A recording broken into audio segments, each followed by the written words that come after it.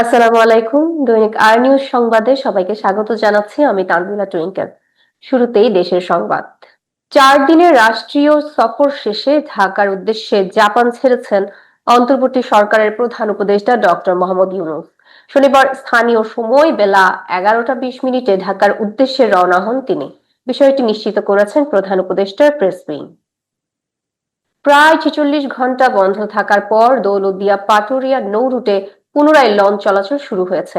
বৈরী আবহাওয়ার উন্নতির ফলে পদ্মা নদী এখন লঞ্চ চলাচলের জন্য উপযোগী হওয়ায় কর্তৃপক্ষ এই সিদ্ধান্ত নিয়েছে।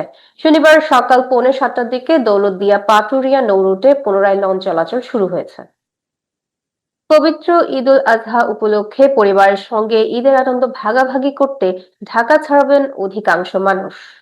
আবার ঈদ শেষে নিজেদের কর্মস্থলে ফিরতে হবে তাদের, এজন্য অগ্রিম টিকিট বিক্রি শুরু করেছে বাংলাদেশ রেলওয়ে। আজ বিক্রি হবে আগামী 10 জনের ট্রেনের টিকিট। বগুড়ায় 850 ইয়াবা সহ 3 পুলিশ ও 1 আনসার সদস্যকে গ্রেপ্তার করেছে জেলা গোয়েন্দা পুলিশ। শুক্রবার বিকেলে তাদের আদালতের মাধ্যমে কারাগারে পাঠানো হয়েছে। এর আগে বৃহস্পতিবার সন্ধ্যা থেকে রাত 11টা পর্যন্ত শহরের বিভিন্ন জায়গায় অভিযান চালিয়ে তাদের গ্রেপ্তার করা হয়। মৃত্যুর কাছে হার মানলেন সীমান্তে গুলিবিদ্ধ নাসির।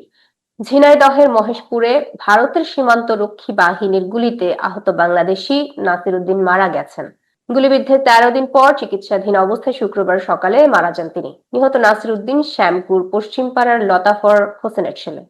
কুমিল্লার লাকসাম মনোহরগঞ্জের সাবেক সংসদ সদস্য কর্নেল এম আনোয়ারুল আজিম মারা গেছেন। ইন্না লিল্লাহি ওয়া ইন্না ইলাইহি রাজিউন। শনিবার ভোরে রাজধানীর এবারকেয়ার হাসপাতালে শেষ নিঃশ্বাস ত্যাগ করেন তিনি। মৃত্যুকালে স্ত্রী, 1 ছেলে ও 1 মেয়ে সহ বহু গুণগ্রাহী শুভাকাঙ্ক্ষী রেখে গেছেন।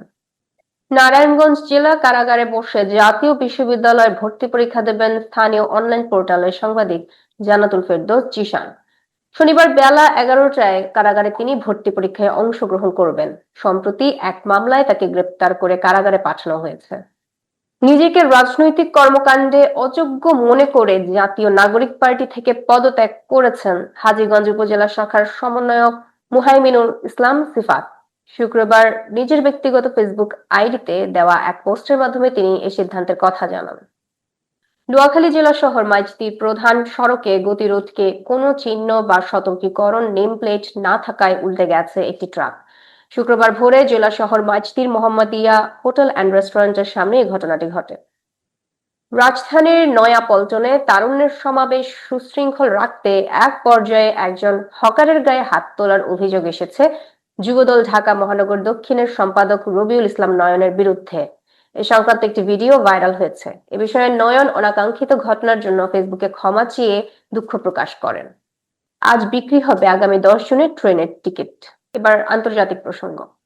জোরপূর্বক দখল করে নেয়া ফিলিস্তিনের পশ্চিম তীরে ইহুদি রাজ্য প্রতিষ্ঠার অঙ্গীকার করেছেন ইসরায়েলের প্রতিরক্ষা মন্ত্রী ইসরায়েল কাটজ। একদিন আগে ফিলিস্তিনি ভূখণ্ডে নতুন 22টি বসতি স্থাপন করার ঘোষণা দেয় তার সরকার। এর একদিন পরেই শুক্রবার পশ্চিম তীরে ইহুদি রাজ্য প্রতিষ্ঠার প্রতিশ্রুতি ব্যক্ত করলেন ইসরায়েল কাটজ। এ খবর দিয়েছেন বার্তা সংস্থা এএফপি। গাজায় মানবিক সংকট নিরসনে ইসরায়েল পদক্ষেপ না নিলে দেশটির নাগরিকদের ওপর নিষেধাজ্ঞার হুঁশিয়ারি দিয়েছেন ফরাসি প্রেসিডেন্ট ইমানুয়েল ম্যাক্রন। শুক্রবার সিঙ্গাপুর সফরকালে এমন হুঁশিয়ারি দিয়েছেন তিনি। বলেছেন, তেল আবিবের সরকার গাজায় মানবিক সংকট নিরসনে সাড়া না দিলে ইসরায়েলিদের বিরুদ্ধে নিষেধাজ্ঞা আসতে পারে। এতদিন নীরব থাকার পর বাংলাদেশে পুশ ব্যাক নিয়ে নিজের নীরবতা ভাঙলেন আসামের মুখ্যমন্ত্রী হিমন্ত বিশ্ব শর্মা। শুক্রবার তিনি নিশ্চিত করেছেন যে তার রাজ্যে যেসব মানুষকে ফরেনার্স ট্রাইব্যুনাল বিদেশি হিসেবে ঘোষণা করেছে তাদেরকে আন্তর্জাতিক সীমান্ত দিয়ে বাংলাদেশে পুশ করা হচ্ছে। এক্ষেত্রে 4 ফেব্রুয়ারি সুপ্রিম কোর্টের একটি আদেশের কথা তিনি উল্লেখ করেছেন। ধন্যবাদ এতক্ষণ সাথে থাকার জন্য। দৈনিক আর নিউজ দেখতে চোখ রাখুন ফেসবুক পেজ ও ইউটিউব চ্যানেলে। সবাই ভালো থাকবেন, সুস্থ থাকবেন।